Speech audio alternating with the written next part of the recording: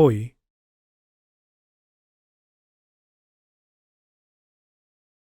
consideremos el tema de la muerte y veamos lo que dice en la Biblia.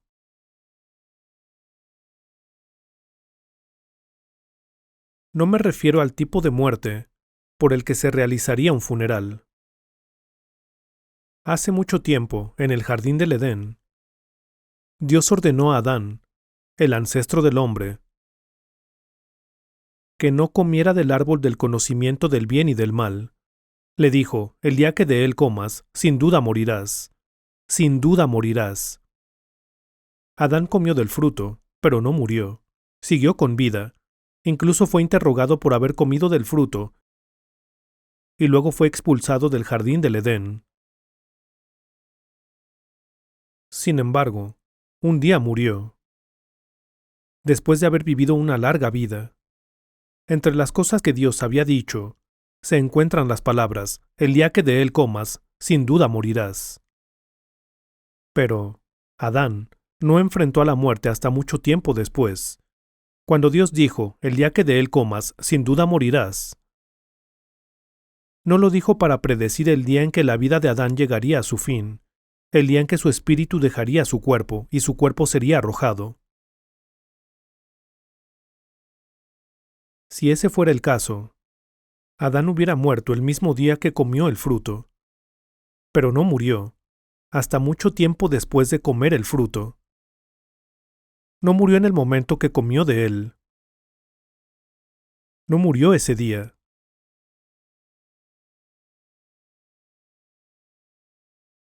Algunas personas tratan de distorsionar las palabras de la Biblia y hacen referencia al versículo que dice, pero no olviden, que para el Señor un día es como 1000 años, y 1000 años como un día. Su argumento es que, como Adán murió en 1000 años, en sí murió ese mismo día. Manipulan las palabras de la Biblia de esta manera. Sin embargo, Dios no se estaba refiriendo a este tipo de muerte cuando dijo, el día que de él comas, sin duda morirás. En primer lugar, en cuanto Adán comió del fruto, su comportamiento cambió.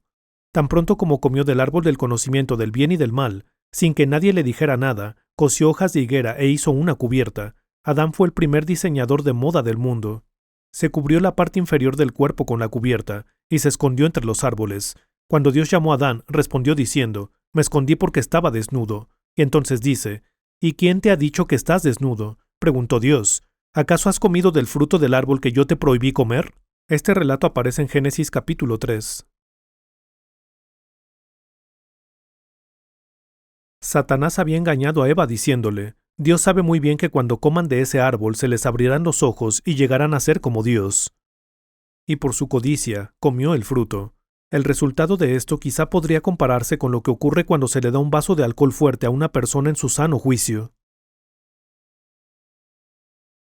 Inmediatamente, sus ojos se vuelven rojos, y después de un rato, su cara quizás se vuelva ligeramente rosada, y sus sentimientos pueden cambiar un poco. No sé lo que se siente comer del árbol del conocimiento, pero, en cualquier caso,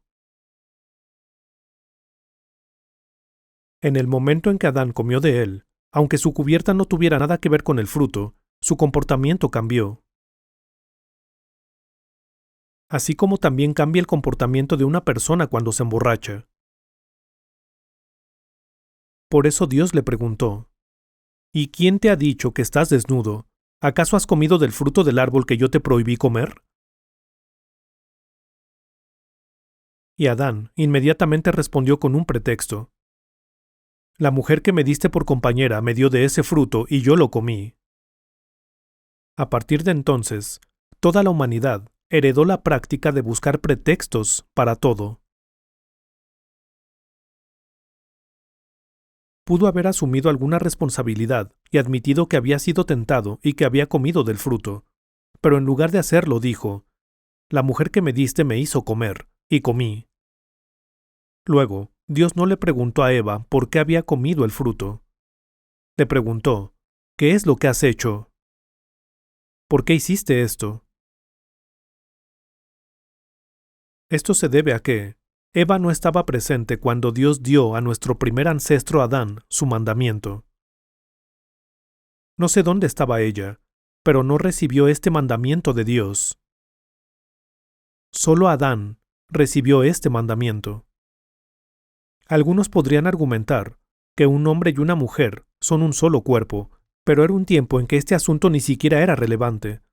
Dios no dijo, el día que de él comas, sin duda morirán. Dijo, el día que de él comas, sin duda morirás. Se dirigía a una sola persona. Cuando se trata de la Biblia, el concepto de singular y plural debe ser claro. Y el individuo debe diferenciarse del grupo. Tiene que haber una clara distinción. En la Biblia dice, cree en el Señor Jesús, así tú y tu familia serán salvos. Tú. En singular.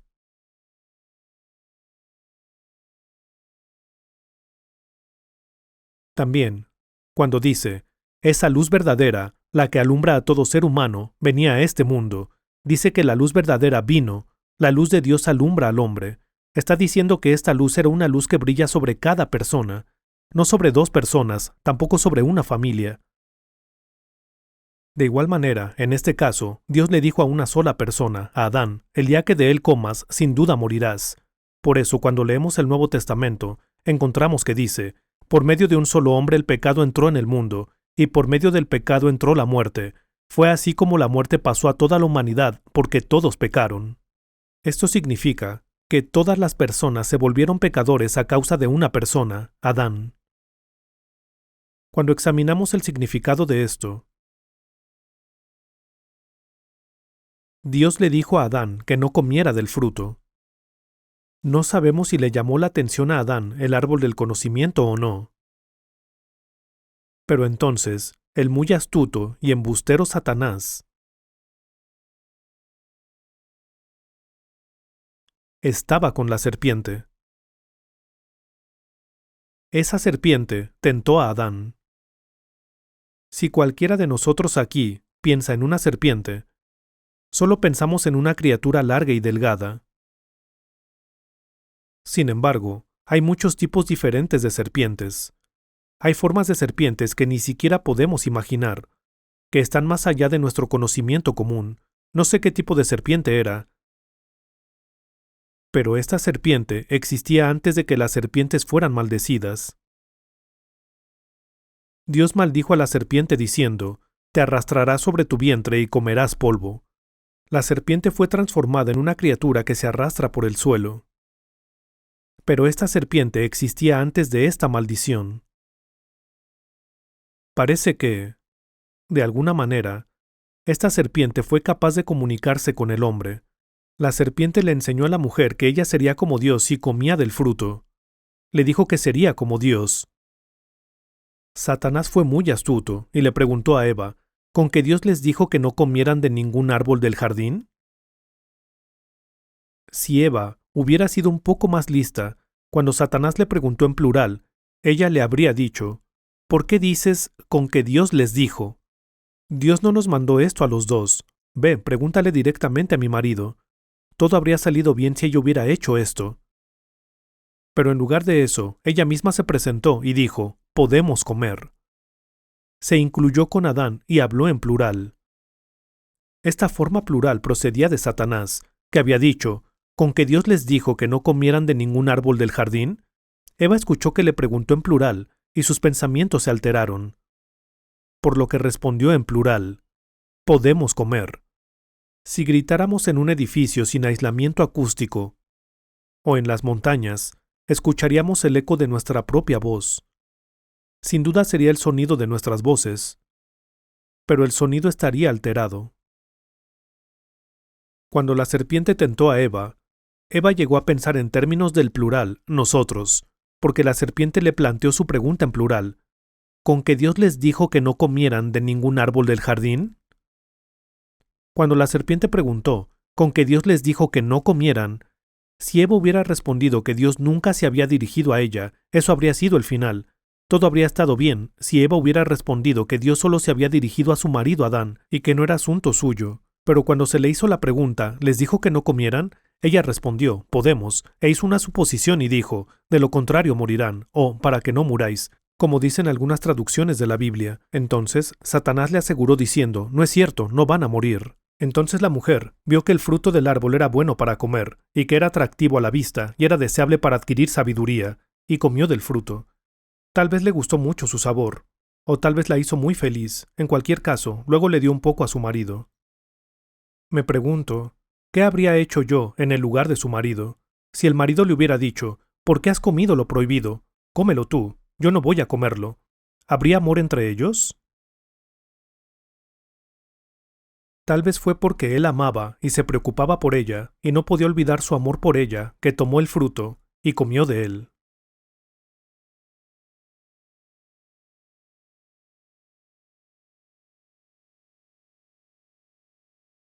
En cuanto comió del fruto, sus sentimientos cambiaron.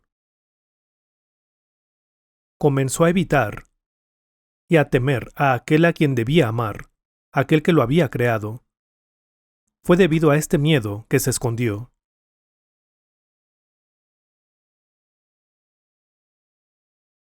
Y fue a partir de entonces que entró el miedo a la humanidad. Solo a Adán se le había ordenado no comer del fruto. Y ahora que se involucró en el asunto, tenía que hacerse responsable. Y cuando Dios preguntó a Eva, ¿qué es lo que has hecho? ¿Qué es esto que has hecho? Dios estaba diciendo, no tienes nada que ver con el mandamiento de no comer, ¿verdad? Por eso la Biblia no dice que el pecado se produjo por Adán y Eva, sino solo por Adán.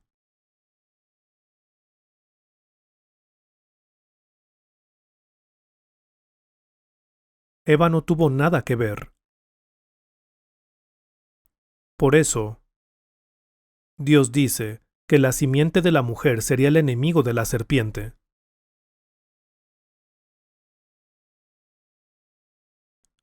Cuando Dios preguntó a Eva, ¿qué es lo que has hecho? Ella respondió, la serpiente me engañó y comí. Y Dios dijo a la serpiente que comería polvo todos los días de su vida, y que la simiente de la mujer aplastaría su cabeza, la cabeza de la serpiente. Si pensamos en esto detenidamente, nos damos cuenta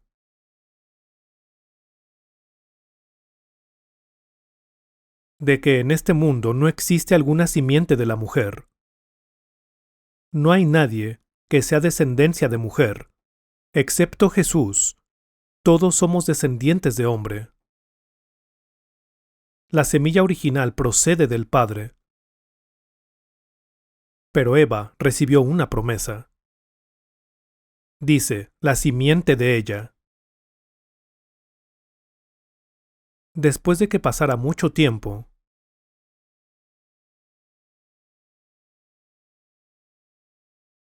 unos 800 años antes de que ocurriera el nacimiento de Cristo,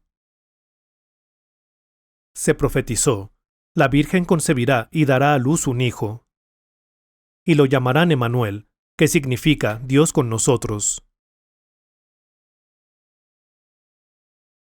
Una virgen quedaría encinta y daría a luz un hijo. Jesús nació a través del cuerpo de María. Era el Hijo de Dios. No era de Adán. La mujer no estaba incluida en el mandato de Dios. Vayamos ahora a Génesis capítulo 3.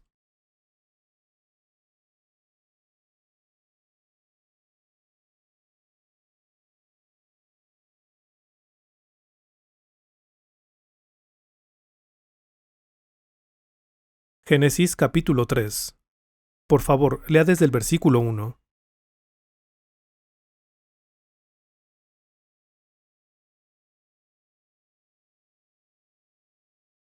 Desde el versículo 1 hasta el último versículo. La serpiente era más astuta que todos los animales del campo que Dios el Señor había hecho. Así que preguntó a la mujer, ¿con qué Dios les dijo que no comieran de ningún árbol del jardín? Podemos comer del fruto de todos los árboles, respondió la mujer, Pero en cuanto al fruto del árbol que está en medio del jardín, Dios nos ha dicho, no coman de ese árbol ni lo toquen, de lo contrario, morirán.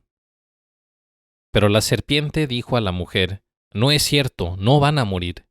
Dios sabe muy bien que cuando coman de ese árbol, se les abrirán los ojos y llegarán a ser como Dios, conocedores del bien y del mal. La mujer vio que el fruto del árbol era bueno para comer, y que era atractivo a la vista, y era deseable para adquirir sabiduría. Así que tomó de su fruto y comió. Luego dio a su esposo que estaba con ella, y él también comió. En ese momento los ojos de ambos fueron abiertos y tomaron conciencia de su desnudez.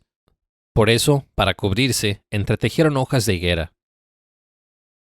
Cuando el día comenzó a refrescar, el hombre y la mujer oyeron que Dios el Señor andaba recorriendo el jardín.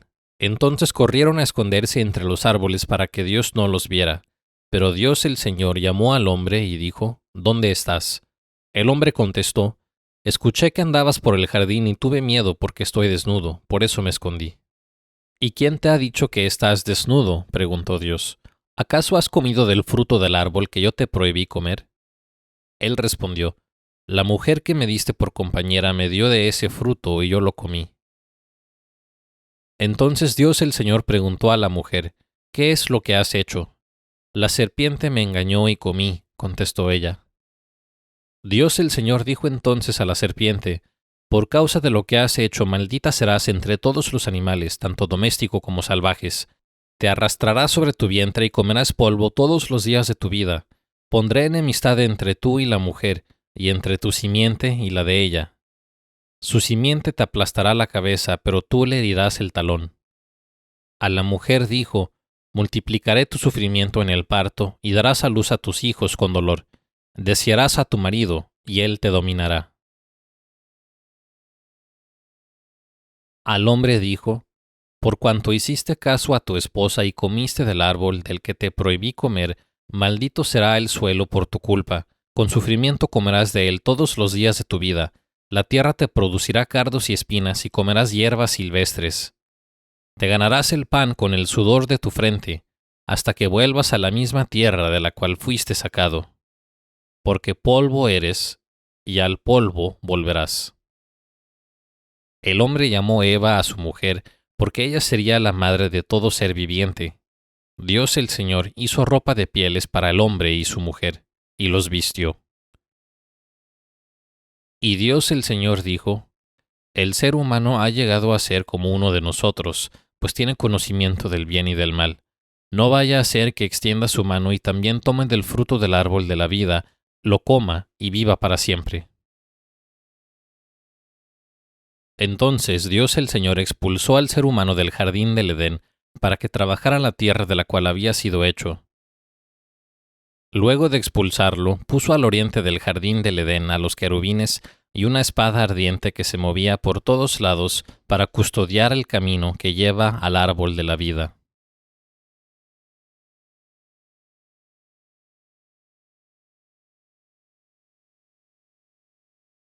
Cuando consideramos los versículos que acabamos de leer, podemos ver que este capítulo 3 de Génesis es muy claro en cuanto a la responsabilidad de cada persona como individuo. Dios se dirigió a Adán como individuo, a Eva como individuo, y luego a la serpiente como individuo. Hizo una clara distinción. Sus palabras eran absolutamente ciertas.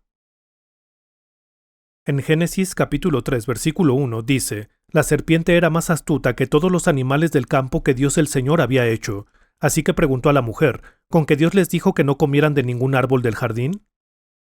Cuando la serpiente le hizo esta pregunta a Eva, el versículo 2 dice, podemos comer del fruto de todos los árboles, respondió la mujer. Aquí, la puerta a la posibilidad de que el pecado entrara en la humanidad a través de la mujer ya estaba abierta. Esto se debe a que Eva dijo, podemos comer, a pesar de que cuando Dios dio su mandamiento al hombre, no lo dio a un grupo, sino a una persona. Por favor, lea con claridad. Génesis capítulo 2, del versículo 15 al 17. Génesis capítulo 2, del versículo 15 al 17. Dios el Señor tomó al hombre y lo puso en el jardín del Edén para que lo cultivara y lo cuidara. Dios el Señor le ordenó al hombre: puedes comer de todos los árboles del jardín, pero del árbol del conocimiento del bien y del mal no deberás comer. El día que de él comas, sin duda morirás. Ahora, el versículo 15 dice, Dios el Señor tomó al hombre. No tomó tanto al hombre como a la mujer. Dios tomó solo al hombre, Adán, y lo puso en el jardín del Edén para que lo cultivara y lo cuidara. Dios le dio autoridad absoluta sobre él. Luego, Dios le ordenó al hombre, puedes comer de todos los árboles del jardín. ¿Dijo pueden o dijo puedes? Y bien, dijo puedes. Habló en singular. Solo se dirigió a un hombre, Adán. Puedes comer de todos los árboles. Estaba diciendo que comiera lo que quisiera. Dios también le dijo, pero del árbol del conocimiento del bien y del mal no deberás comer. El día que de él comas, sin duda morirás. Dios no habló con Adán y su mujer Eva juntos. Entonces, en Génesis capítulo 3, la serpiente no vino a hablar con Adán y Eva, sino que habló solo con Eva. Conocía su punto débil. Satanás tomó cautiva a Eva cuando le preguntó a Eva, ¿con que Dios les dijo que no comieran de ningún árbol del jardín? Eva respondió, podemos comer. En el momento en que la noción de la forma plural les fue puesta en la mente de la mujer, ella contestó en plural, respondió en el versículo 2, diciendo, podemos comer. Volvamos a Génesis capítulo 3, versículos 1 y 2. La serpiente era más astuta que todos los animales del campo que Dios el Señor había hecho. Así que preguntó a la mujer, ¿con que Dios les dijo que no comieran de ningún árbol del jardín? Podemos comer del fruto de todos los árboles, respondió la mujer. Aquí se introdujo la noción de nosotros. Se rompió el sistema de defensa de un individuo. Siguiente, versículo 3. Pero en cuanto al fruto del árbol que está en medio del jardín, Dios nos ha dicho, no coman de ese árbol ni lo toquen, de lo contrario, morirán. Cuando la mentira que la serpiente enseñó a Eva entró en su mente, a su vez, una mentira salió de ella, al cambiar las palabras del mandamiento. Añadió, no coman ni lo toquen. Luego dijo, de lo contrario morirán. Se olvidó de las palabras, sin duda morirás. Leamos el capítulo 2, versículo 17. Pero del árbol del conocimiento del bien y del mal no deberás comer. El día que de él comas, sin duda morirás. ¿Dijo morirás o sin duda morirás? Sí, sin duda alguna. No hay forma de evitarlo. Dios dio un mandamiento absoluto. El día que de él comas, sin duda morirás. Le dijo esto a Adán. Pero Eva, su esposa, dijo, no coman. Se incluyó a sí misma. Dijo, no coman, ni lo toquen. Esto fue un reflejo de su tentación de pensar que no podía ser tan malo tocar el fruto. La frase, de lo contrario morirán, indica una posibilidad. Pero Dios dijo, el día que de él comas, sin duda morirás. Y entonces estas personas comieron del fruto. Veamos cómo los interrogó Dios. Veamos el capítulo 3, versículo 10. El capítulo 3, versículo 10 dice,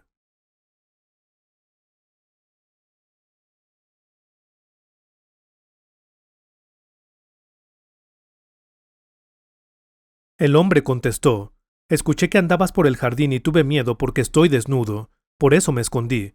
Definitivamente se está hablando en singular aquí, ¿verdad? No dice nos escondimos, dice me escondí.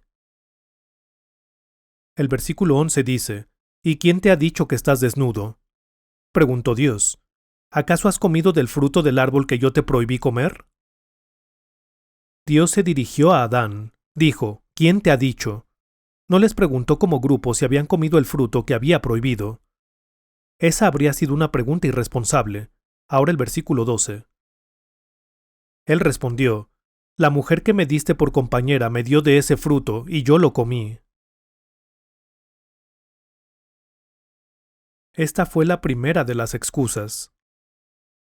La mujer que creaste para que estuviera conmigo, ella me hizo comerlo. Incluso los niños pequeños ponen pretextos como este porque está en nuestra sangre. Luego, el versículo 13 dice: Entonces Dios el Señor preguntó a la mujer: ¿Qué es lo que has hecho? La serpiente me engañó y comí, contestó ella. Dios no presionó más a la mujer. Simplemente le preguntó: ¿Qué es lo que has hecho? Desde el punto de vista de Dios, cuando llegó a un acuerdo con Adán, le dijo: El día que de él comas, sin duda morirás. La responsabilidad recaía en Adán. Así que, ¿por qué se entrometió Eva? Entre Dios y el hombre había un acuerdo de que Adán sin duda moriría si comía del fruto. Eva estaba excluida de este asunto, pero se entrometió, lo hizo comer. Por eso Dios dijo: ¿Qué es lo que has hecho? Aquí, Dios podría haber transferido la responsabilidad de Adán a Eva, pero no lo hizo porque a fin de cuentas era responsabilidad de Adán. Por eso dice la Biblia: por medio de un solo hombre el pecado entró en el mundo, y por medio del pecado entró la muerte. Fue así como la muerte pasó a toda la humanidad, porque todos pecaron. El pecado entró por una persona, Adán. Y Eva, en lugar de ser considerada responsable de ese pecado, sufrió un destino más espantoso. Su responsabilidad como mujer sería sufrir en el parto. Tendría que atender a su marido toda su vida. Pero, si examinamos los largos años de historia y consideramos al pueblo de Israel elegido por Dios, si leemos atentamente el libro de Oseas, Dios describió a esta nación como su esposa. El prolongado dolor de parto de la historia de Israel fue la historia del nacimiento de Cristo. El pueblo que tenía la promesa de Dios produjo el nacimiento de Cristo. No solo esto, sino que cuando desobedecieron y traicionaron a Dios, Dios les prometió: la Virgen concebirá y dará a luz un hijo y lo llamará Emanuel. La Biblia nos dice que nacería una persona de una mujer que nunca había estado involucrada con un hombre, y así nació Jesús. Así que el pecado entró en este mundo a través de un hombre, Adán, y ahora Dios abrió el camino para que todos los pecados del mundo fueran perdonados a través de un hombre, Jesús, el Hijo unigénito de Dios, ya que Él cargaría los pecados de toda la humanidad.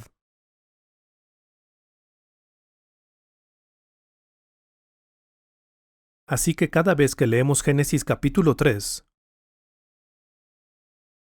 tenemos la oportunidad de pensar en cómo Dios abrió este camino para perdonar los pecados de la humanidad a través de sus profundos métodos y leyes. Luego, si consideramos la muerte de Adán en ese momento, a los ojos de Dios, el espíritu de Adán ya estaba muerto. ¿Cómo es que estaba muerto? ¿Cómo puedo explicar esto? ¿Hay alguien que tenga un teléfono celular aquí? ¿No? Voy a usarlo como ejemplo.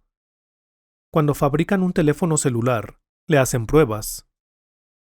Se comprueba si transmite sonido o no, si hace conexión con el satélite o no. Comprueban que no tenga ningún problema. Se prueba a fondo antes de venderlo. Aunque ese teléfono funcione, es decir, puede transmitir la voz de alguien y tiene capacidad para hacer todo lo que se supone que debe hacer, está muerto hasta que se encuentra con su dueño.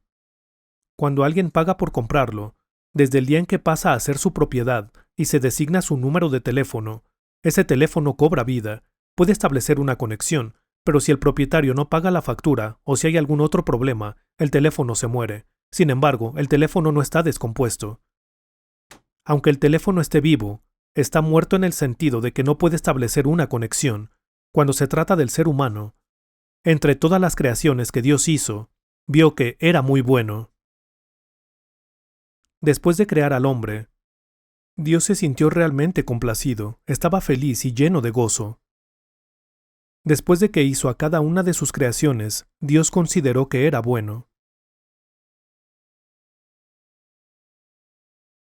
Pero después de crear al hombre, consideró que era muy bueno. Pero esta persona murió.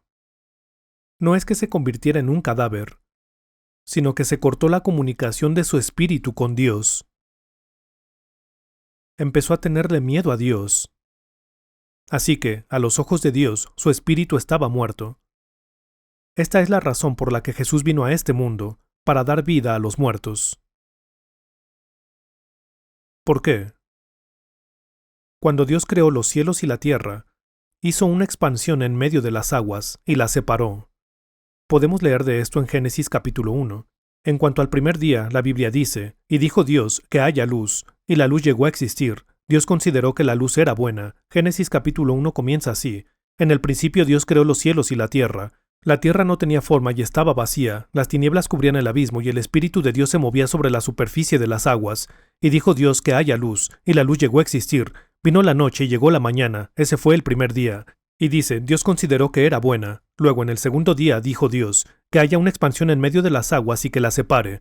Para todas las cosas que creó Dios hasta el séptimo día, dice que Dios consideró que eran buenas, menos aquí. ¿Por qué no dice nada aquí sobre el segundo día, ni siquiera una palabra? Supongamos que hay una familia con 7 hijas. Llega un invitado a la casa y le dice a la hija mayor, tu cara está radiante, creo que serás una buena esposa para el hijo mayor de una familia rica. Pero cuando el invitado conoce a la segunda hija, no hace ningún comentario, ni bueno ni malo, solo cierra los labios y la mira de arriba abajo. Ve a la tercera hija y dice, ¡qué bonita! Mira a la cuarta hija y dice, ¡qué bella! Si alaba a todas las hijas menos a la segunda, ¿no se sentiría triste la segunda hija? ¿Sí o no? Claro que se sentiría herida, estaría muy triste.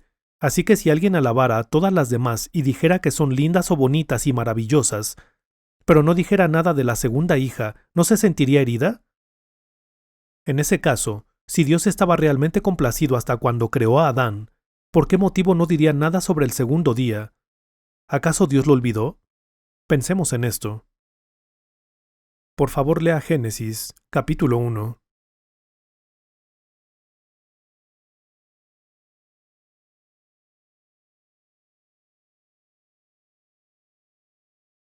Del versículo 6 al 8.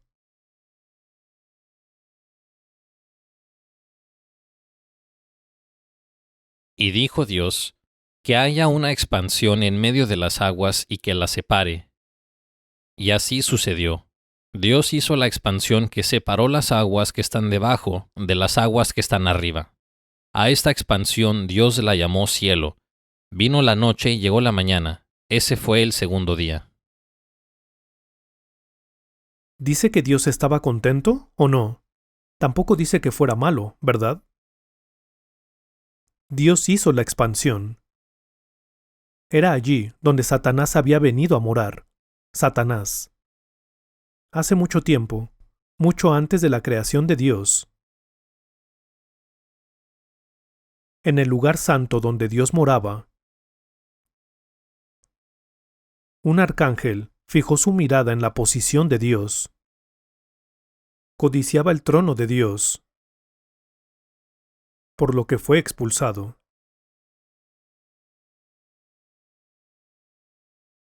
Este arcángel caído es Satanás.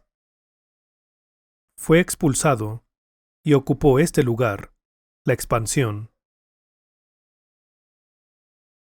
Por eso Dios le dio a Adán la autoridad de cultivar y cuidar este lugar limpio, puro y hermoso, el jardín del Edén. Dios le dijo que lo cuidara. Lo que significaba que había un ladrón. Si no hubiera habido un ladrón o algo semejante, ¿qué necesidad habría habido de una llave o un guardia?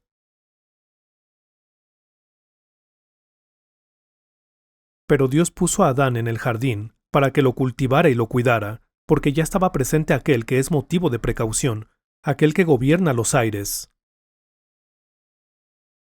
Por eso Dios no estaba contento ese día. No es que Dios no estuviera contento aquí, porque hubiera sufrido un lapso de memoria. La Biblia dice que antes de que el hombre pecara, Dios dijo, el día que de él comas, sin duda morirás. Y después de que el hombre comió del fruto, le dio la espalda a Dios y se escondió. Este fue el comportamiento de alguien que estaba muerto. Pongamos un separador aquí y vayamos al Nuevo Testamento. Efesios capítulo 2.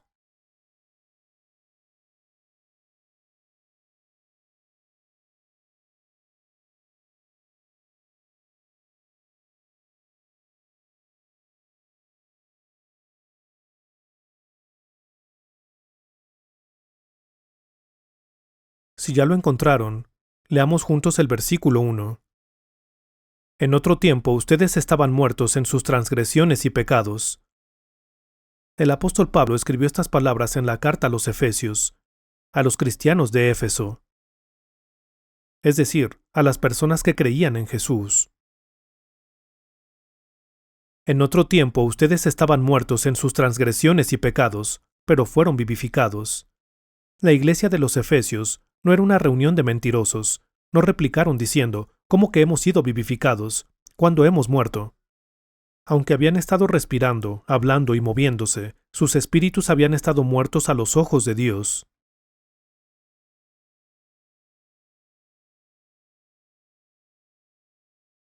Tal como dijimos antes, aunque un teléfono funcione y esté en perfectas condiciones, no puede utilizarse si no ha sido autorizado. Está muerto. Probablemente ocurra lo mismo con un coche. Si le quitan la matrícula y la policía dice que no se puede utilizar, el coche en esencia está muerto. Pero esto no significa que el coche no pueda arrancar. Es el caso de cualquier coche, avión o vehículo. Solo puede utilizarse un coche cuando está matriculado y autorizado. En el caso de las personas también, ellos nacen en este mundo a través del linaje sanguíneo de sus padres. En el momento en que nacen, tienen vida en este mundo, respiran. Sin embargo, a los ojos de Dios están muertos en sus transgresiones y pecados. Están muertos, aunque respiren, hablen y hagan todo lo demás. Es por esta razón que Jesús vino al mundo. Los judíos guardaban la ley y esperaban al Cristo, y creían en Dios. Pero estaban muertos a los ojos de Dios, porque todavía no habían tenido un nuevo nacimiento. Es decir, no habían nacido de nuevo. Un día, un hombre de entre los oficiales judíos, llamado Nicodemo, vino a buscar a Jesús. Le dijo, viendo las obras que haces y las señales que realizas, sabemos que eres un maestro que ha venido de parte de Dios. Jesús le contestó, quien no nazca de nuevo no puede ver el reino de Dios. Quien no nazca de agua y del Espíritu no puede entrar en el reino de Dios. Estas palabras están diciendo que no es suficiente tener la vida que se hereda a través de la sangre de Adán. El Espíritu debe nacer de nuevo en algún momento, debe ser cambiado. Hay un himno que dice, bendita seguridad, Jesús es mío. Me lavó con su sangre, nací de su Espíritu. Su misión perfecta, ahora solo descanso. En mi Salvador soy feliz y dichoso. Esta es mi historia, esta es mi canción, siempre alabaré a mi Salvador. Esta es mi historia, esta es mi canción, siempre alabaré a mi Salvador. Este es un testimonio, ¿verdad? Así es como una persona cambió, ¿cierto? Hay una experiencia definitiva de nacer de nuevo de esta manera. Pero si no tenemos cuidado, si nos presentamos ante Jesús solo con la diligencia religiosa de vivir nuestras vidas, estamos en la misma posición que Nicodemo. Así que leemos lo que Jesús dijo a muchas personas religiosas que creían en Dios y eran diligentes en guardar la ley.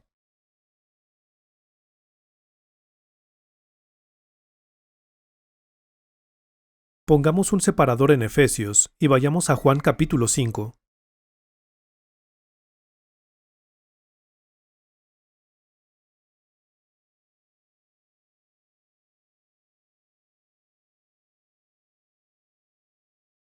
Juan capítulo 5,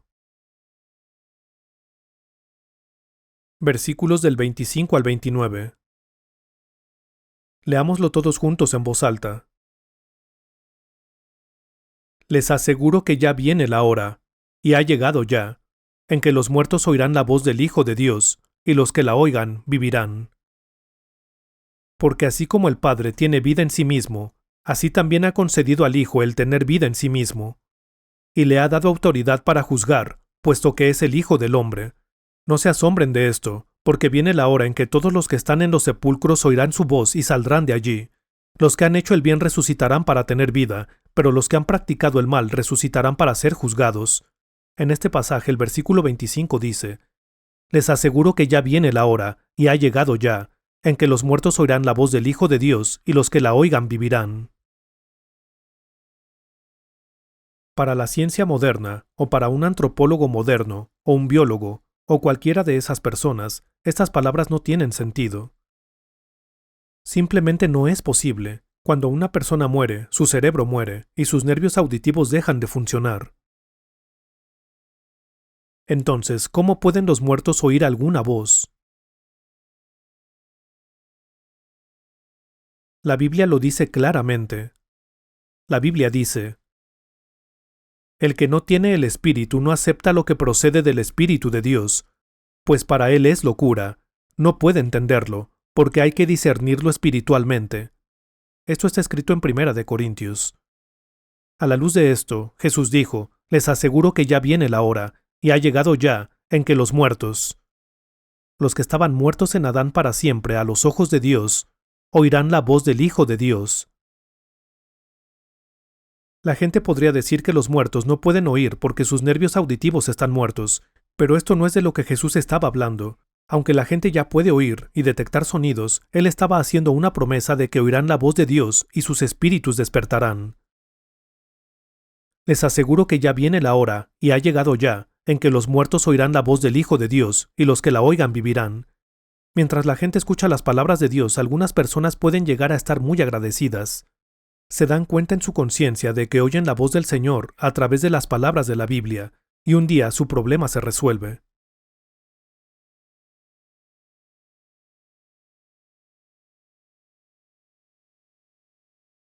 Su corazón cambia.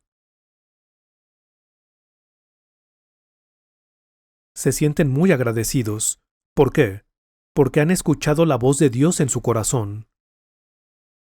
Puedo oír tu voz llamando. Trae tu cruz y ven en pos de mí. Han cambiado. ¿Por qué? Es porque la palabra de Dios está grabada en sus conciencias.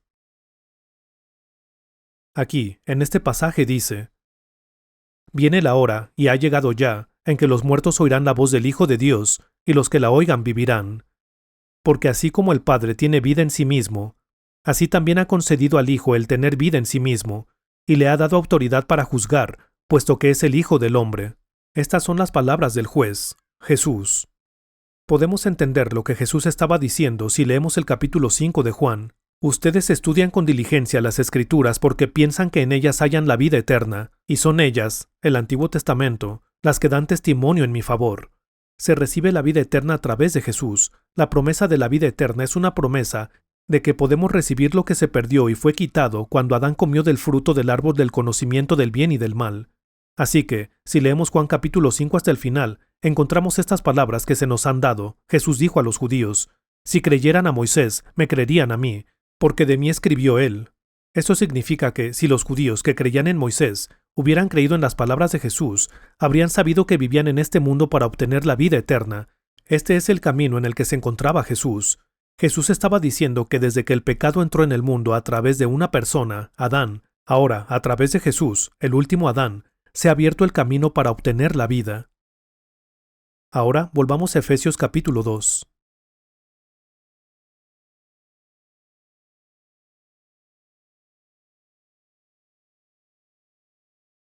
Efesios capítulo 2.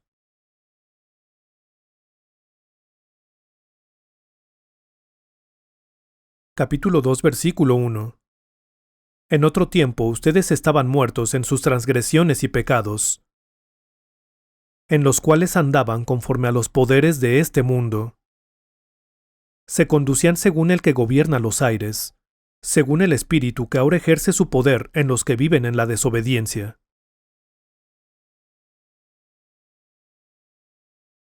En este versículo, cuando dice, en otro tiempo, se refiere a cuando estaban muertos en sus transgresiones y pecados, antes de ser vivificados. Luego sus espíritus escucharon y comprendieron la palabra de Dios por primera vez. El abundante amor de Jesús nos limpió. Estábamos hundidos en el pecado y totalmente contaminados. Ahora somos hijos de Dios, no porque lo merezcamos, sino por el amor salvador que vino en nuestro socorro. Antes de que tuvieran esta confianza, quizás sabían en teoría que se llega a ser hijo de Dios por la fe. Pero en aquel tiempo, antes de que ustedes, quienes estaban muertos, fueran vivificados, antes de que nacieran de nuevo, vivían en la carne, en un estado en el que estaban muertos en sus transgresiones y pecados, en los cuales andaban conforme a los poderes de este mundo. Todas nuestras preocupaciones eran de este mundo. Hablábamos del clima y destinos de viaje. Y hacíamos preguntas como, ¿está bien tu familia? ¿Cómo les va a tus hijas? Y, ¿cómo has pasado las vacaciones? Solo hablamos de cuestiones de este mundo. Esto era todo lo que tenían. Pero a partir de cierto momento, cambiaron. Llegaron a considerar la palabra de Dios como alimento, se acercaron a la palabra de Dios y llegaron a tener esperanza en el reino eterno del que Dios hablaba. Se volvieron este tipo de persona. Andaban conforme a los poderes de este mundo, se conducían según el que gobierna los aires. La razón por la que Dios no se sintió complacido después de hacer la expansión, la razón por la que Dios le dijo a Adán que el día que comiera el fruto sin duda moriría, la razón por la que Dios le dijo que cuidara el jardín, fue porque el tentador estaba allí, es porque el que gobierna los aires se apoderaría de los pensamientos del hombre, los pensamientos de cada hombre. Alguien podría preguntar, ¿alguna vez has visto al diablo? No, nunca he visto al diablo. ¿Puedes ver el viento? No, no se ve. El frío tampoco es visible a los ojos. Pero puedes ver los rastros que deja el viento. Si cuelgan la ropa para que se seque, el viento se la lleva. El viento se la lleva al otro lado de la cerca y cae en la azotea del vecino. Si quieren recuperarla, tienen que ir a casa del vecino, saludarle y pasar por un proceso incómodo. El viento ha sido el causante de todo esto, aunque no lo vean. Aunque no puedan ver el frío, tienen que derretir algo que ha sido congelado por el frío. Pueden ver los rastros de cosas que no son visibles. No pueden ver a Satanás. Pero hay tanta gente en este mundo que sufre y muere, y estallan guerras. Tantas personas han muerto. Esto resultó en la Primera y Segunda Guerra Mundial. ¿Y cómo era antes de eso? ¿Cuántas guerras ha habido en este mundo? Desde Caín, desde los tiempos de Caín, descendiente de Adán. ¿Cuántas batallas y masacres han ocurrido sobre la faz de esta tierra? ¿Podría esto haber sucedido sin el diablo? ¿Podría esto haber sucedido si Satanás no existiera?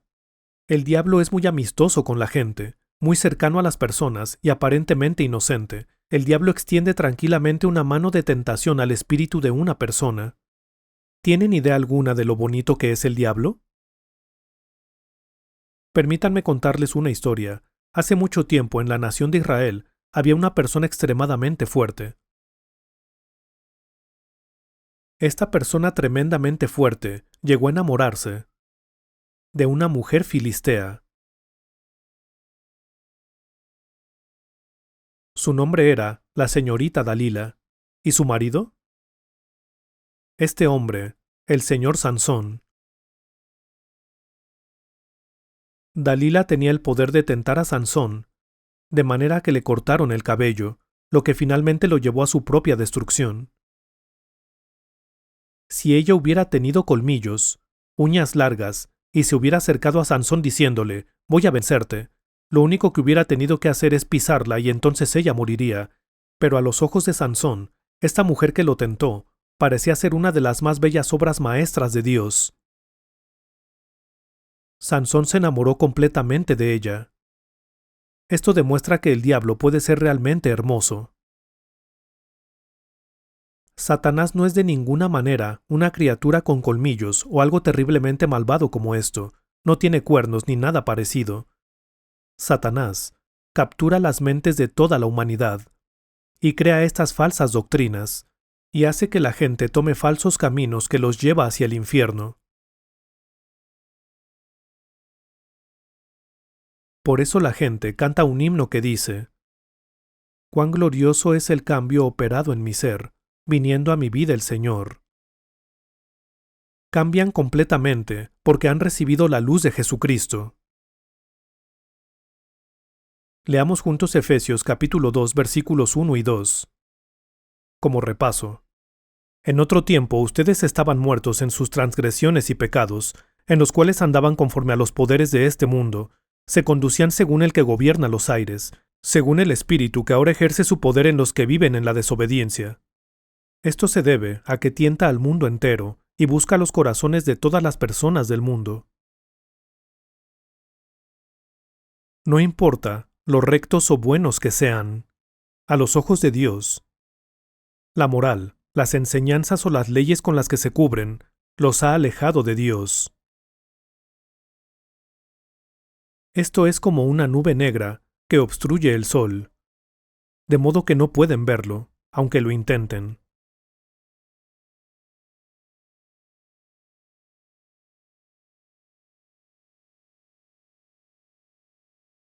Como todas las personas son cautivas de Satanás,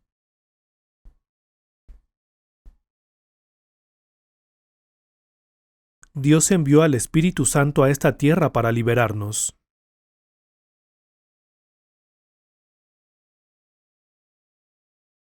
Por eso dice, el Espíritu que ahora ejerce su poder en los que viven en la desobediencia. Este Satanás está dentro de todas las personas. Por esta razón, no importa cuán bueno o recto sea alguien, todos tenemos un límite en cuanto a la paciencia. Así que, si una situación progresa, cualquiera puede estallar, y la ira y la rabia pueden salir del interior de la persona, incluso pueden causar problemas. Hay una fuerza que no es la suya, y todas las personas están sujetas a ella mientras viven sus vidas. Ahora, el versículo 3. Se produjo un cambio definitivo para la gente de la iglesia de Éfeso. Leemos en los Hechos de los Apóstoles que el apóstol Pablo pregunta: ¿recibieron ustedes el Espíritu Santo cuando creyeron? Preguntó. No, ni siquiera hemos oído hablar del Espíritu Santo, respondieron. ¿En serio? En dado caso, el apóstol les enseñó una vez más y aprendieron que el Espíritu Santo había descendido. Había gente así en Éfeso. También había gente que traía sus libros y otras cosas y los quemaban. Se les dio la oportunidad de corregirse. Luego, había muchos en Éfeso que invocaban el nombre de su Dios, diciendo: «Grande es Artemisa», y desafiaban a los apóstoles, diciendo que estos judíos aparecieron de la nada y enseñaban cosas extrañas. La palabra de Dios también fue predicada a ellos, y así muchas personas en Éfeso llegaron a ver un cambio definitivo. Por eso el apóstol Pablo envió esta carta a los creyentes de la iglesia de Éfeso. En ese tiempo también todos nosotros vivíamos como ellos, impulsados por nuestros deseos pecaminosos, siguiendo nuestra propia voluntad y nuestros propósitos. Como los demás, éramos por naturaleza merecedores de la ira de Dios. Decía, éramos gente del mundo que aún no creía, éramos gente que no conocía a Dios. ¿No vivíamos así? En ese tiempo también todos nosotros vivíamos como ellos. El apóstol Pablo era judío y una persona que creía en Dios. Como una persona que predicó este evangelio a la iglesia de los Efesios, dijo: «En otro tiempo ustedes estaban muertos en sus transgresiones y pecados, en los cuales andaban conforme a los poderes de este mundo. Se conducían según el que gobierna los aires, según el espíritu que ahora ejerce su poder en los que viven en la desobediencia». Estaba diciendo, seguían ese espíritu, pero cuando dice, en ese tiempo también todos nosotros vivíamos como ellos, estaba hablando desde el punto de vista de un judío que ha creído en Jesús, como apóstol que ha difundido el evangelio. Está diciendo que tanto él como ellos eran iguales. En ese tiempo también todos nosotros vivíamos como ellos, impulsados por nuestros deseos pecaminosos, siguiendo nuestra propia voluntad y nuestros propósitos. Como los demás éramos por naturaleza merecedores de la ira de Dios, es decir, a los ojos de Dios éramos como las personas que no creen en Jesús, éramos por naturaleza descendientes de Adán. Aquí dice, éramos por naturaleza merecedores de la ira de Dios. Esto fue en el pasado. Luego en el versículo 4 dice, pero Dios, que es rico en misericordia, por su gran amor por nosotros, a nosotros que estábamos muertos en Adán, nos dio vida con Cristo. Aun cuando estábamos muertos en pecados, por gracia ustedes han sido salvados.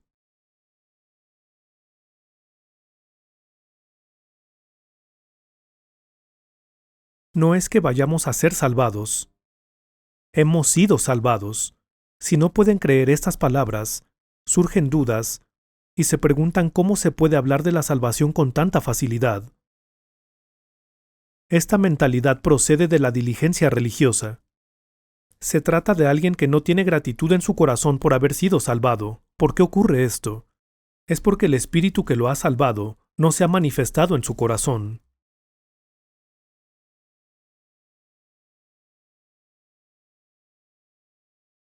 Hay un himno que dice, no sé por qué la gracia del Señor en mí por fe se demostró, ni sé por qué si solo creo en Él, la paz encontraré. Debe haber una diferencia definitiva entre el tiempo antes de que recibieran la salvación y el tiempo desde que la recibieron. Las palabras por gracia ustedes han sido salvados no son palabras ordinarias. Un día en el juicio, estas mismas palabras serán la norma. Y por la gracia de Dios, muchas bendiciones ahora son mías. La gracia del Señor es tan preciosa. Digamos que me arrastra una corriente de agua. La corriente es fuerte. Entonces pasa un caballero y yo grito, ¡socorro! ¡Socorro! Entonces él se quita la chaqueta e intenta alcanzarme, pero no puede, así que se rasga la ropa y la ata y hace una cuerda. Incluso tiene que quitarse los pantalones para rasgarlos. Avienta la cuerda y me rescata. ¿Entonces iría después a buscarlo y ofrecer pagar el costo de su ropa? ¿Diría esto? Recibí gracia. Me vestí de su gracia, ¿no es así? Esa persona usó toda su fuerza para sacarme y salvarme, así que en mi corazón sentiría que tengo una deuda de gratitud con esa persona por su gracia. Me sentiría agradecido de que mi cuerpo fue salvado. Asimismo, me ahogaba en medio del pecado. Vivía como un pecador a causa del pecado que heredé a través de Adán. Pero el Señor Jesús, el Hijo de Dios, vino a este mundo y derramó su sangre en la cruz por mis pecados. Él sufrió este dolor. Cuando pienso en el amor de esta persona que pagó un gran precio para salvarme y derramó su gracia, me doy cuenta de que Jesús cargó con mis pecados cuando murió, fui sepultado con él y resucitó para mi justicia.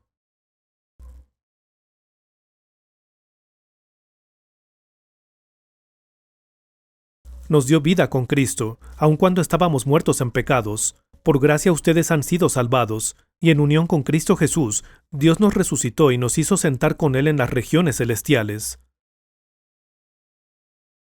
Con respecto al versículo 6, aunque los que aún estamos vivos, vivimos nuestras vidas en este mundo, podemos pensar en las palabras,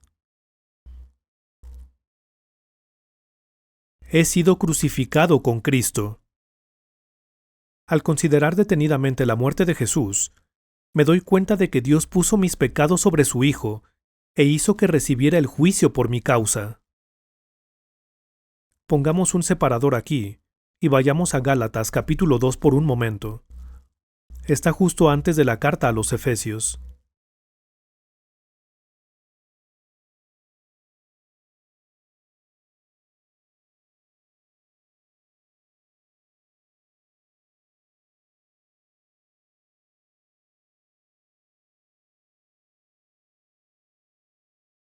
Gálatas capítulo 2.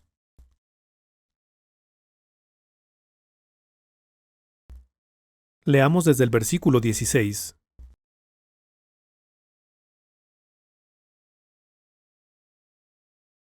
Sin embargo, al reconocer que nadie es justificado por las obras que demanda la ley, sino por la fe en Jesucristo, también nosotros hemos puesto nuestra fe en Cristo Jesús, para ser justificados por la fe en Él y no por las obras de la ley, porque por estas nadie será justificado. Por muy justos que sean en términos de la ley, esa justicia no puede ser mayor que la de los escribas y fariseos.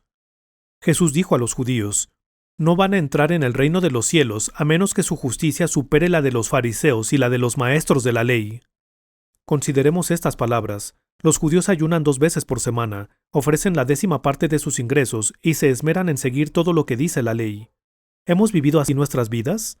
No, no hemos podido vivir así. La Biblia dice que la carne, que intenta justificarse por medio de la ley, fracasará.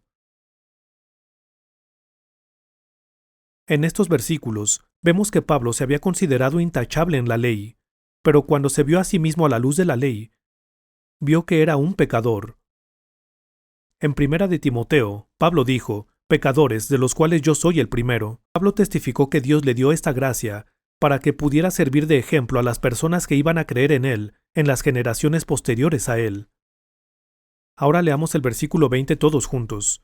He sido crucificado con Cristo, y ya no vivo yo, sino que Cristo vive en mí. Lo que ahora vivo en el cuerpo, lo vivo por la fe en el Hijo de Dios, quien me amó y dio su vida por mí.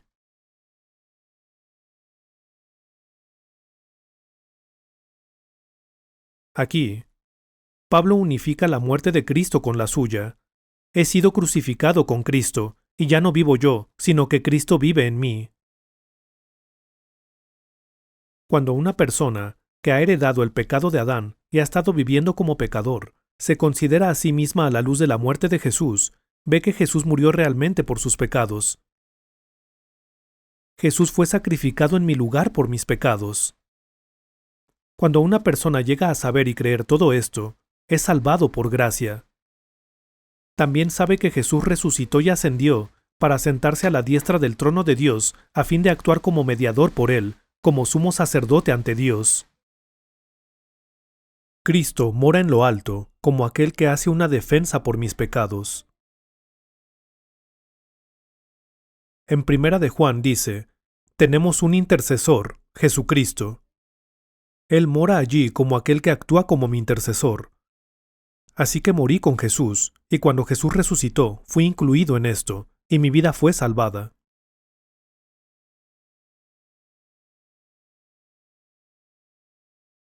Jesús está sentado a la diestra de Dios, así que, aunque mi cuerpo vive en el mundo, y mi cuerpo more aquí en este mundo, si verdaderamente he creído, mi vida está realmente escondida en Dios.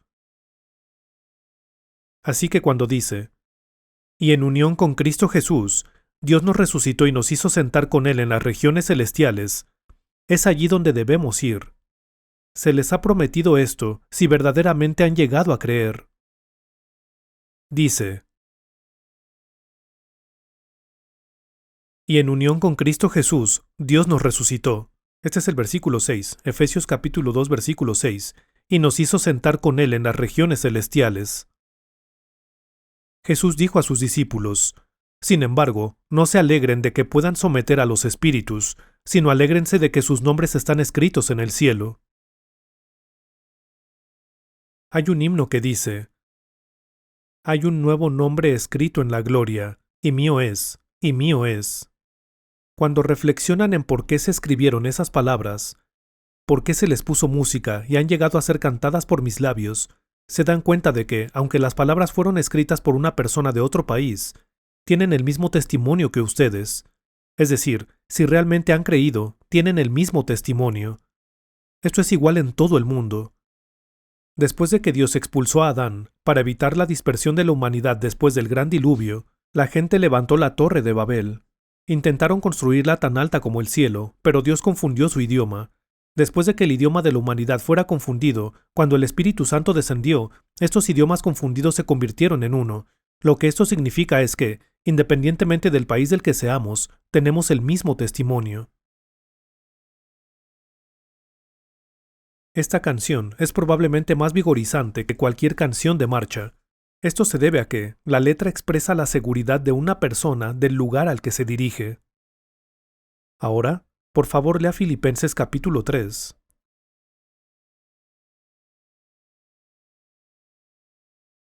desde el versículo 20 hasta el capítulo 4, versículo 3. ¿Podría leer este pasaje primero? Filipenses capítulo 3, desde el versículo 20 hasta el capítulo 4, versículo 3.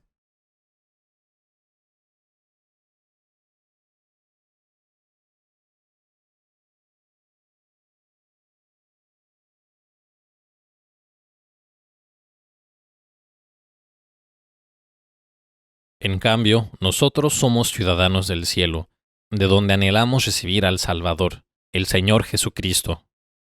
Él transformará nuestro cuerpo miserable para que sea como su cuerpo glorioso, mediante el poder con que somete a sí mismo todas las cosas.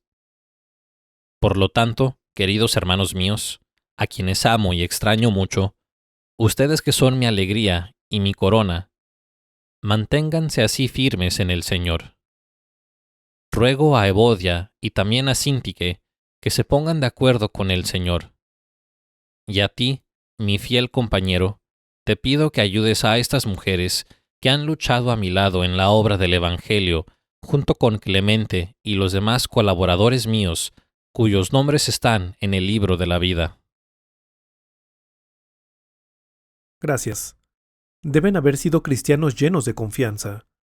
Pudo hablar bien de otros creyentes y decir que sus nombres están en el libro de la vida. Les pidió que ayudaran a sus compañeros de trabajo. Si estamos dando estos pasos hacia el reino de los cielos, si vamos hacia Dios, qué grandioso sería que avanzáramos con tanta confianza. Leí algo hace mucho tiempo. No estoy seguro de que lo recuerde todo, pero contaré la historia lo mejor que pueda. Se trata de cierta mujer en Inglaterra. Acababa de cantar una canción ante un gran público. Había conseguido que el público aplaudiera con fuerza, así que hizo una reverencia ante el público y estaba muy feliz. Pero, cuando salía, un caballero llamado César Milán, que había estado escuchando entre el público, saludó a esta joven Charlotte Elliot, que acababa de cantar en el escenario. Le preguntó acerca de la canción, que le había conseguido el aplauso del público. Le preguntó si la había cantado ella sola o con Dios.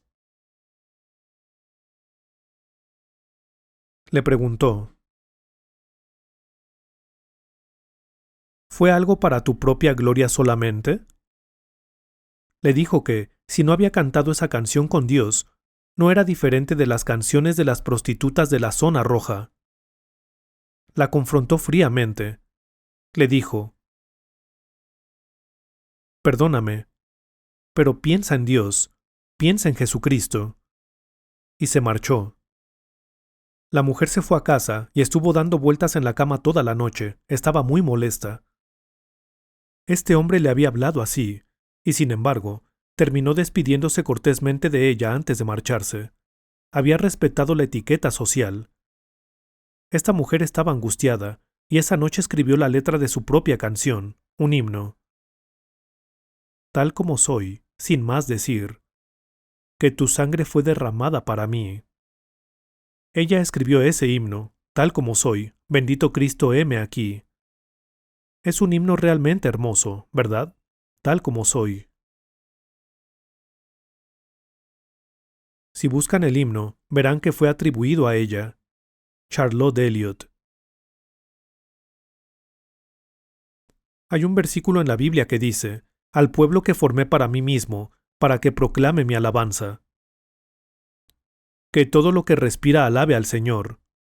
Al leer estos versículos, podemos pensar en lo verdaderamente frustrante y solitario que sería si no tuviéramos himnos que alabaran a Dios. Es como un himno que dice: ¿cómo puedo dejar de cantar?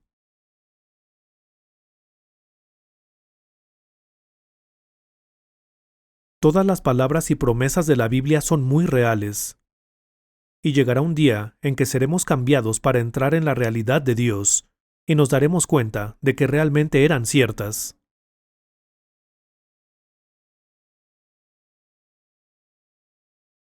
No es solamente que Dios me haya rescatado del pecado, sino que al vivir mi vida, es tal como dice la Biblia, Acerquémonos confiadamente al trono de la gracia para recibir la misericordia y encontrar la gracia que nos ayude oportunamente. Esto significa que Dios mismo vive y que su voluntad está con nosotros. La gente no sabe esto. Hay una promesa santa en la Biblia, y si el espíritu de aquel que levantó a Jesús de entre los muertos vive en ustedes, el mismo que levantó a Cristo de entre los muertos también dará vida a sus cuerpos mortales. Es cierto que algún día seremos transformados cuando lleguemos a comparecer ante Dios, pero mientras estamos en el mundo, Dios está con nosotros, incluso en los momentos más problemáticos y agonizantes de este mundo. Él está con cada uno de nosotros.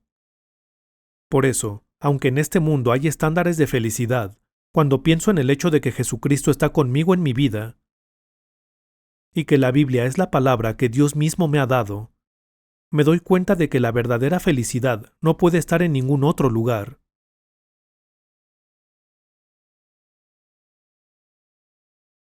Intentemos vivir así de ahora en adelante. Mantengámonos cerca de las palabras de la Biblia.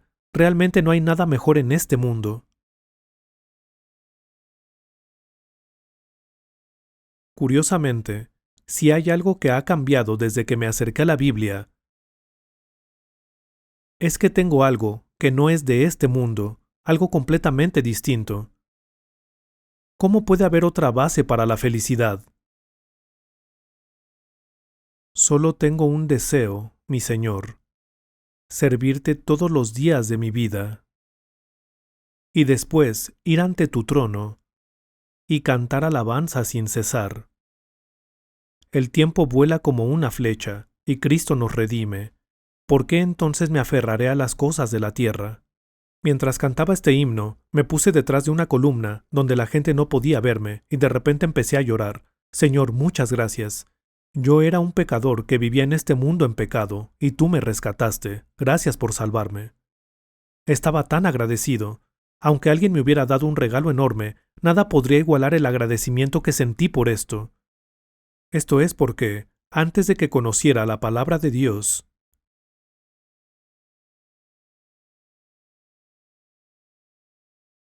no sabía lo que era el verdadero amor, lo que era la gracia, y lo que era la felicidad.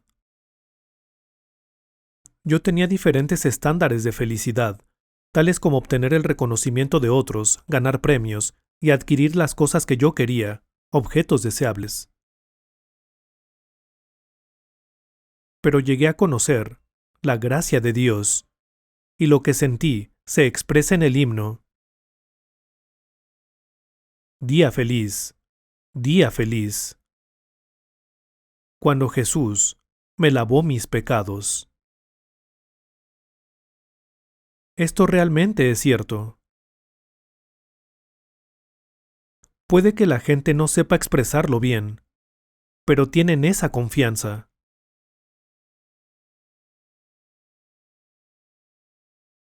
Hay un himno que dice: mis cargas cayeron ante los pies del extraño de Galilea. Y podría amarle por siempre.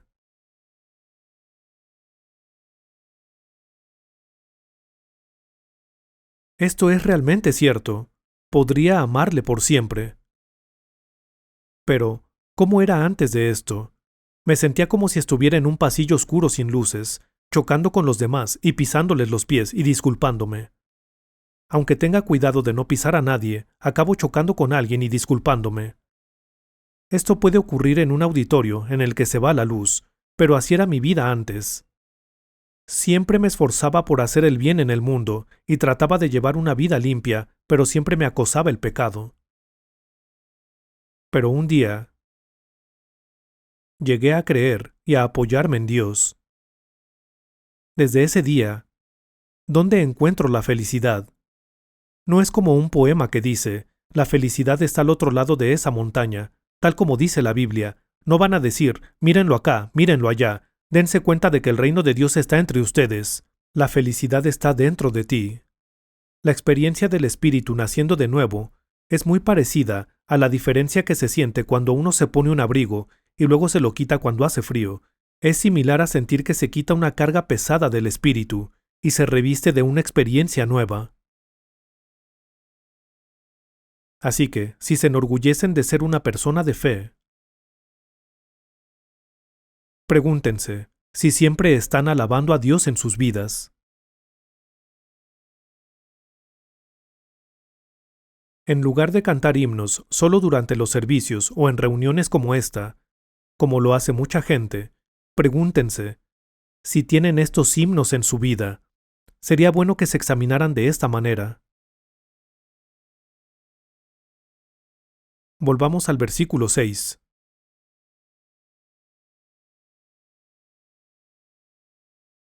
Efesios capítulo 2, versículo 6. Y en unión con Cristo Jesús, Dios nos resucitó y nos hizo sentar con Él en las regiones celestiales. Nuestros espíritus están escondidos, han pasado a pertenecer a Dios. Hay muchas cosas por las que uno puede alardear en este mundo, pero tenemos que saber que esta es la más digna de jactancia. La gente de este mundo se sentiría tan vacía si tuviera que vivir sin patria, es decir, si no tuviera patria. En la historia, después de que los judíos perdieron su patria, vagaron por el mundo durante 2000 años. Cuando consideramos su historia, podemos sentir verdadera simpatía por ellos. Mi país fue invadido por un país vecino y estuvo bajo su dominio durante 36 años. La angustia de perder un país, deben haberse sentido muy solos. Sin embargo,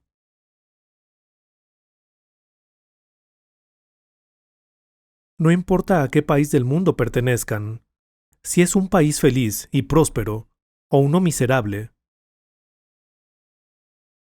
si yo, en este cuerpo de carne, sé que pertenezco al reino celestial, será como dice en el himno. A Él le debo la vida y el aliento, y todas las alegrías que tengo. Vivimos en este cuerpo humilde, con la bendita esperanza de que algún día iremos a ese reino. Tenemos esta esperanza. Pero si una persona vive su vida sin saber definitivamente que su espíritu está escondido dentro de esta esperanza, no sabría para qué vive en este mundo. Las palabras del versículo 6 no son palabras ordinarias. Y en unión con Cristo Jesús, Dios nos resucitó y nos hizo sentar con Él en las regiones celestiales. Estas palabras fueron prometidas al Espíritu y fueron una bendición dada al Espíritu. Así que ellos entendieron estas palabras. Para los cristianos que tienen un testimonio definido, estas palabras se han hecho realidad para ellos.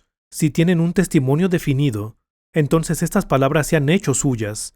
Cuando le preguntan a una persona que ha nacido en este mundo y vive su vida, ¿de quién eres hijo?, puede decirles claramente, mis padres son fulanos de tal, y he vivido mi vida hasta ahora de tal y tal manera. Del mismo modo, cuando una persona se ha revestido del amor de Dios, cuando una persona se ha revestido de la gracia de Dios, puede decirlo claramente. Para cada una de esas personas, para cada cristiano individual, estas palabras son suyas. El que no tiene esto, es un desafortunado. Ahora, el versículo 7. Para mostrar en los tiempos venideros la incomparable riqueza de su gracia, que por su bondad derramó sobre nosotros en Cristo Jesús. Si hemos sido registrados en el cielo y hemos estado escondidos en Dios, aunque estas palabras que dicen, para mostrar en los tiempos venideros la incomparable riqueza de su gracia, que por su bondad derramó sobre nosotros en Cristo Jesús, fueron escritas en tiempos de Pablo, ¿no recibimos también nosotros esa gracia? Han pasado 2000 años y estas palabras se han cumplido en nosotros. Si leemos los testimonios de las personas de fe, los santos que se han adelantado, encontramos que sus escritos dicen lo mismo. Gozo infinito será contemplar todos los seres que yo tanto amé. Existe este himno, ¿verdad? Esa será gloria sin fin. Gloria sin fin. Gloria sin fin. Cuando por gracia su faz pueda ver, esa mi gloria sin fin ha de ser.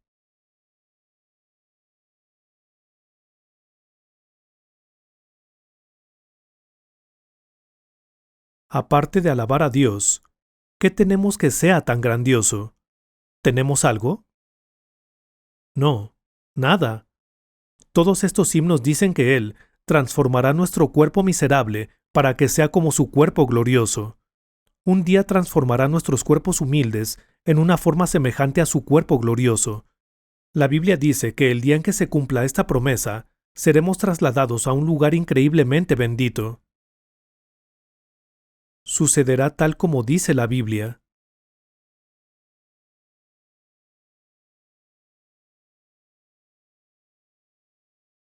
Siguiente, el versículo 8. Leámoslo todos juntos. Porque por su gracia ustedes han sido salvados mediante la fe. Esto no procede de ustedes, sino que es el regalo de Dios, y no por obras, para que nadie se jacte. Hay personas que leen estas palabras, y sin embargo, si alguien les pregunta, ¿has recibido salvación?, replican bruscamente diciendo, ¿cómo es posible saber si he sido salvado? Esto se debe a que están influenciados por otras cosas que no son estas palabras. Esto significa que siguen siendo guiados por un poder diferente. Dice, porque por gracia ustedes han sido salvados mediante la fe. ¿En qué tienen fe? Pongamos un separador aquí y vayamos a Romanos capítulo 10. Otra epístola escrita por Pablo.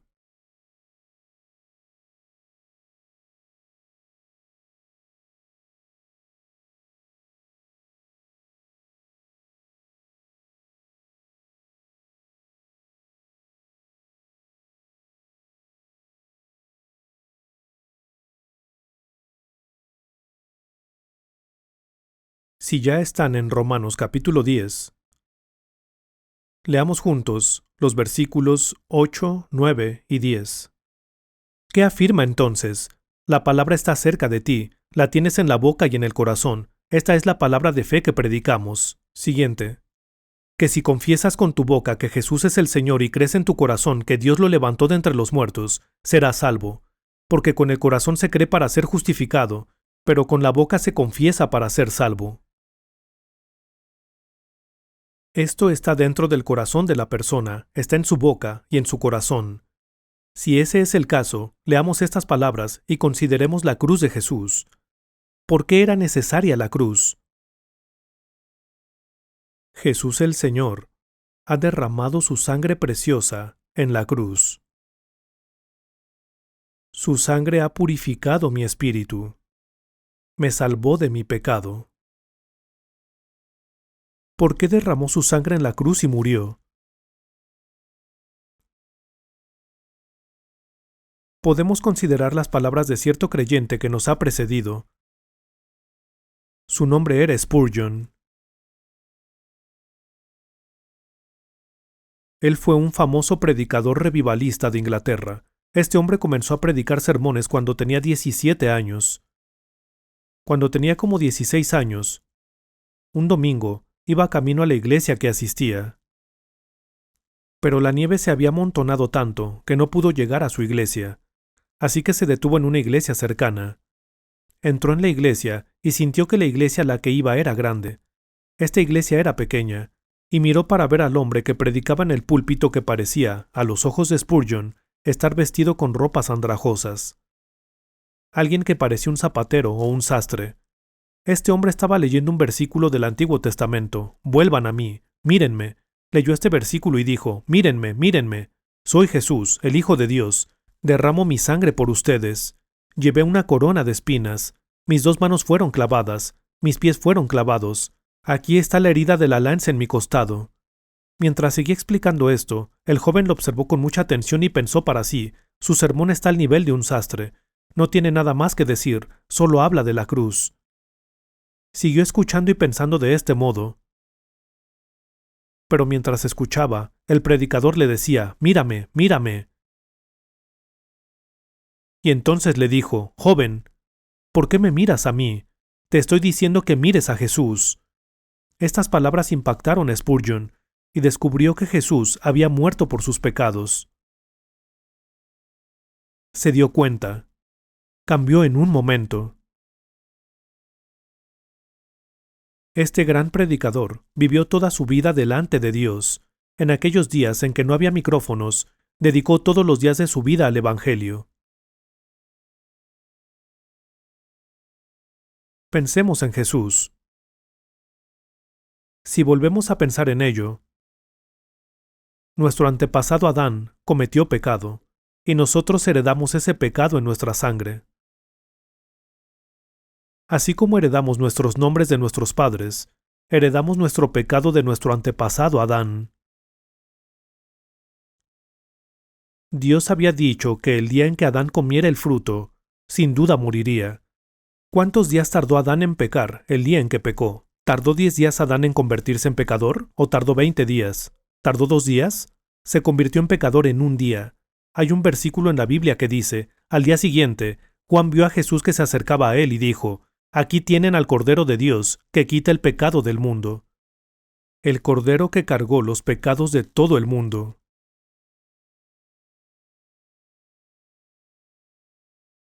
Este Cordero, que asumió la responsabilidad por los pecados de todo el mundo, fue colgado en la cruz y derramó su sangre.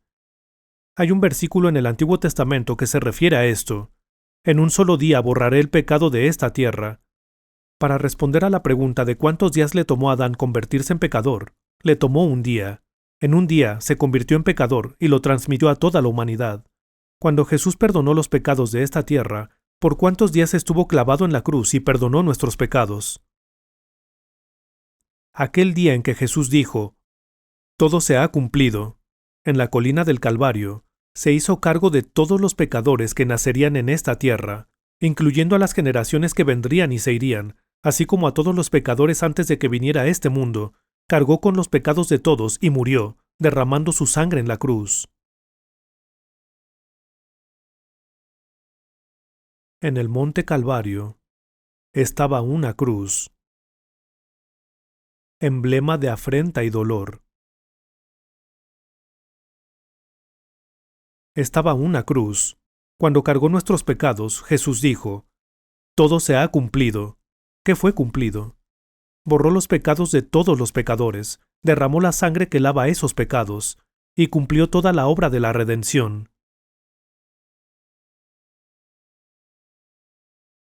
El sacrificio perfecto de Dios fue ofrecido. Por eso dice, la palabra está cerca de ti, la tienes en la boca y en el corazón.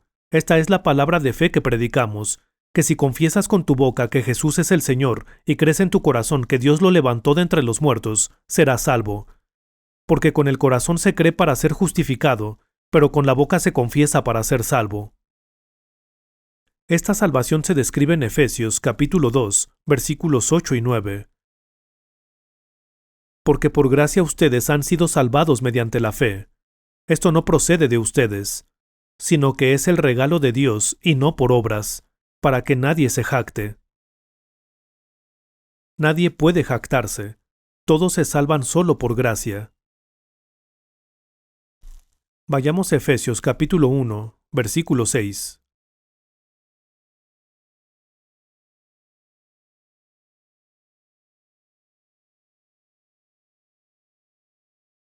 Leamos juntos Efesios capítulo 1, versículos 6 y 7. Para alabanza de su gloriosa gracia, que nos concedió en su amado. En él tenemos la redención mediante su sangre, el perdón de nuestros pecados, conforme a las riquezas de su gracia. Estas verdaderamente son palabras dignas de gratitud. Si hay personas que no están agradecidas por estas palabras, no será por ningún otro pecado por el que serán juzgadas. No será por ningún otro pecado por el que irán al infierno. ¿Irán al infierno por beber? No irán al infierno por cometer actos ilícitos. El pecado de ser desagradecidos a pesar de todo lo que el Señor ha hecho por nosotros, el pecado de no conocer su gracia, es más aterrador de lo que se puede imaginar. Veamos el capítulo 2 versículos 8 y 9 otra vez. Leamos juntos. Porque por gracia ustedes han sido salvados mediante la fe. Esto no procede de ustedes, sino que es el regalo de Dios y no por obras, para que nadie se jacte.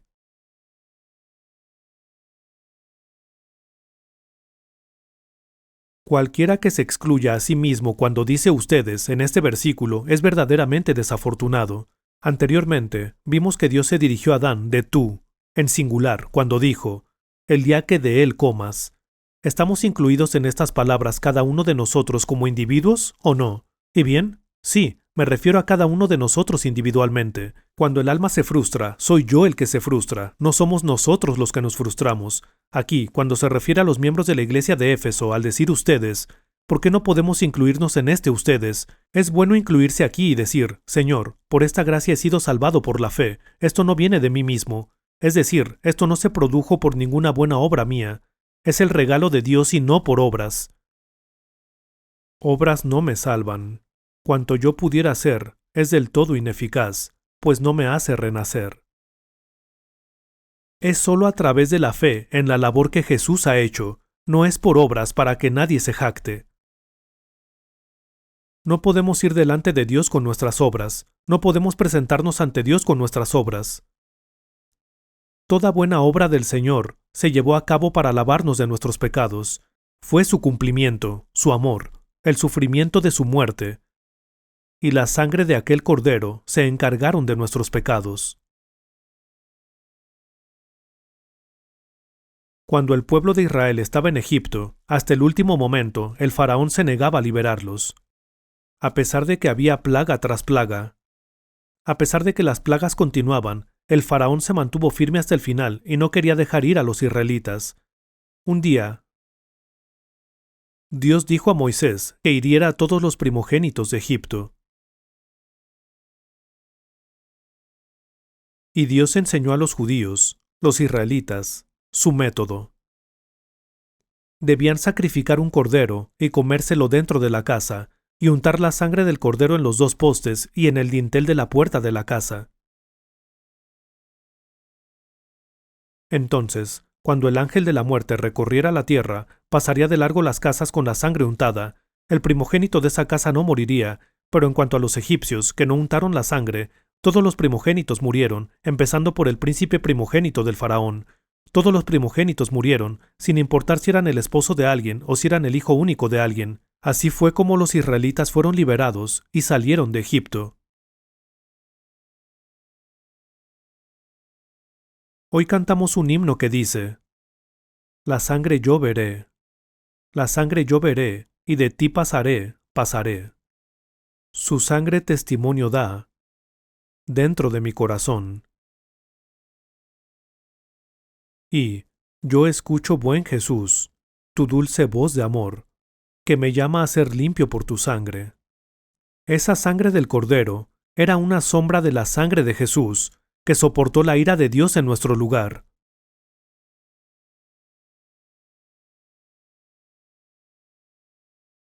Esto es algo por lo que debemos estar verdaderamente agradecidos.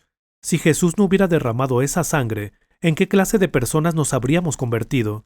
Viviríamos en este mundo sin esperanza, y luego inevitablemente iríamos al infierno. Ahora, Efesios capítulo 2 versículo 10, leamos juntos.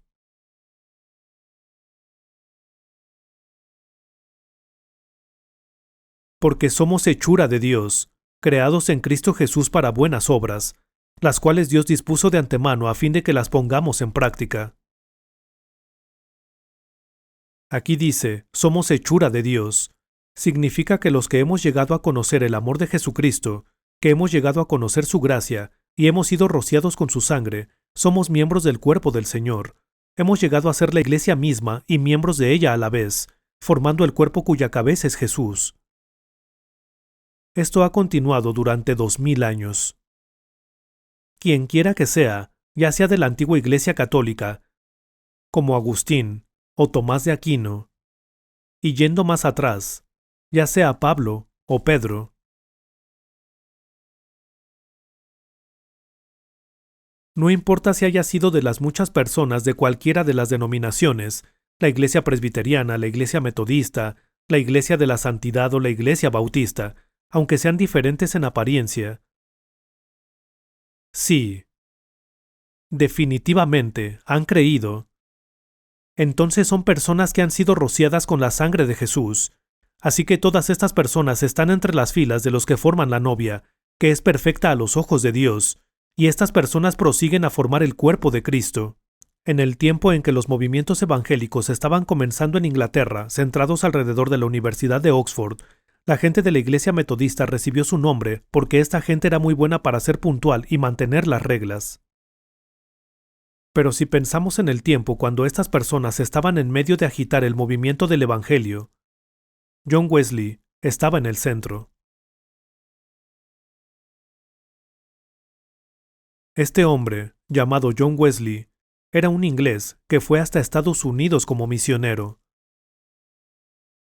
En su camino, se encontró con una catástrofe en el barco. Se desató una tormenta y parecía que el barco estaba a punto de zozobrar.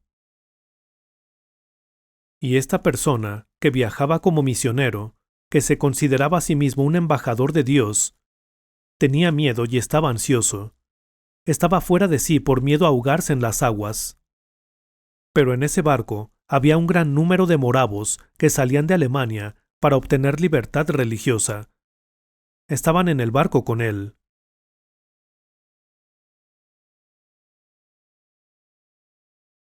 Y él les hizo una pregunta porque algo le parecía muy, muy extraño. Este grupo de alemanes estaban a bordo del barco, y realmente no parecían ser personas notables de ninguna manera. Había un ministro, que parecía un granjero, que estaba dando un sermón y dirigiéndolos en himnos.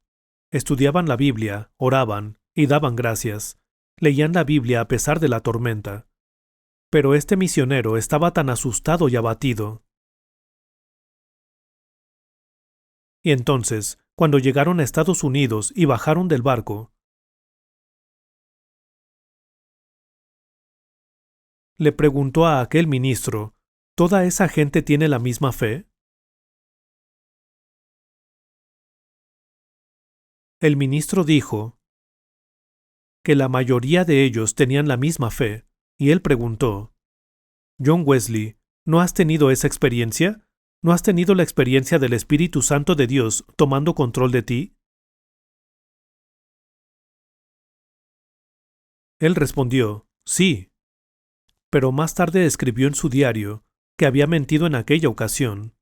Volvió a casa, habiendo fracasado en su trabajo misionero, había fracasado en su corazón. Volvió a Inglaterra, y una noche, fue a una reunión de los dueños de unas librerías en la calle Aldersgate. Estudiaban la Biblia en la librería después de cerrar. Una persona se levantó y leyó el prefacio de Lutero a la Epístola de Romanos. Fue entonces, en un momento específico, en una fecha y hora específica, en cierto mes y día, en cierta hora y minuto, cuando John Wesley sintió calor en su corazón. Dijo que fue entonces que descubrió el amor de Dios. La persona que más influyó en este hombre fue su hermano menor, Charles Wesley, que vivió toda su vida alabando a Dios. Tu santo nombre alabaré, bendito Redentor.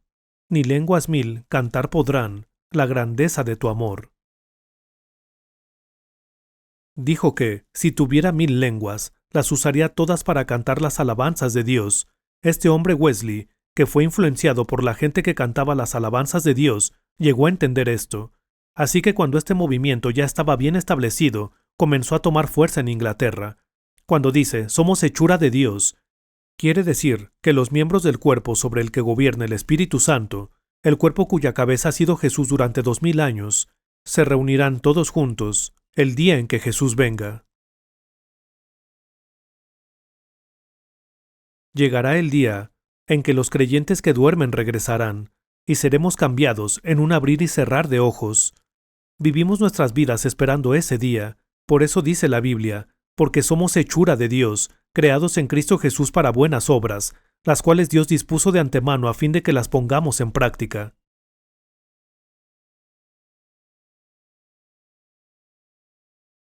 Hemos sido creados para hacer buenas obras. La Biblia dice, lo que ustedes recibieron gratis, denlo gratuitamente.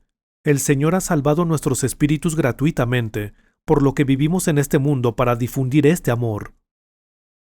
El Señor, quien nos ha pedido que vivamos para esto bajo la dirección del Espíritu Santo, dice que nos ha llamado para que vivamos así.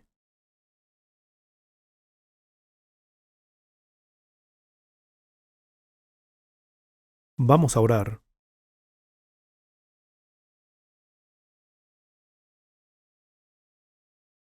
Querido Señor, cuando vivíamos según la carne en medio de este mundo, éramos pecadores cansados, cuyos espíritus eran lamentables. Éramos descendientes de Adán. Pero por la sangre preciosa que has derramado, por tu santo amor y tu gracia, hemos recibido el privilegio de convertirnos en hijos de Dios. Nos hemos revestido de tu amor. Realmente te agradecemos por permitirnos ser tu pueblo que puede alabarte. Aunque nuestras vidas sean cortas. Señor, sabemos que nos has bendecido a todos, y te pedimos que nadie se quede atrás. Permítenos vivir el resto de nuestras vidas de acuerdo con tu gracia.